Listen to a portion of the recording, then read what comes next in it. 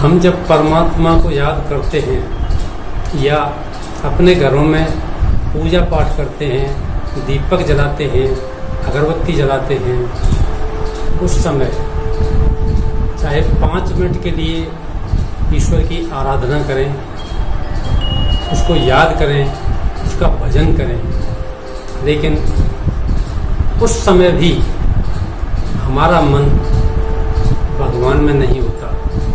कहीं न कहीं इधर उधर बुद्धि जाती रहती है। मेरे से एक व्यक्ति ने पूछा कि जब भगवान से योग लगाते हैं तो जल्दी ही नींद आ जाती है, और जब कोई संगीत का कार्यक्रम चलता है, कोई महफिल चलती है, कोई फिल्म देखते हैं या कोई नाटक देखते हैं, कोई डीजे चलता है, उस समय सारी रात नींद नहीं आती है।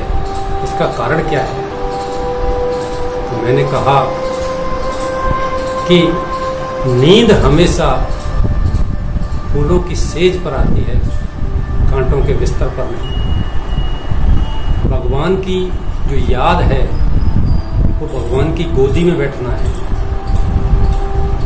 तो भगवान की गोदी फूलों की सेज है। और जिन चीज़ों की हम चर्चा कर रहे हैं, चाहे वो फिल्म हो, चाहे वो नाटक हो, चाहे वो कोई और मनोरंजन का कार्यक्रम हो, वो कांटों की सेज है। अपनी कीमत हमेशा उतनी रखिए जो अदा हो सके। अगर अनमोल हो गए तो तन्हा हो जाओगे। खेल ताश का हो या जिंदगी का, अपना इक्का तभी दिखाना जब सामने वाला बादशाह निकाले, क्योंकि आखिरी दांव हमेशा तभी चलना चाहिए जब हमारे पास और कोई दांव न बचा हो। आपने देखा होगा कि कोई पत्थर तो भगवान बन जाता है और कोई नीचे पड़ा हुआ ठोकर खाता है। कोई कागज गीता या कुरान बन जाता है और कोई फट करके गलियों में उड़ता हुआ दिखाई देता है। तो कोई तो लिखता होगा इन कागजों के जर्रों और इन पत्थरों का नसीब, वरना यह मुमकिन नहीं है कि कोई पत्थर ठोकर खाए और कोई भगवान बन जाए, कोई कागज रद्दी बन जाए तो कोई गीता या कुरान हो जाए।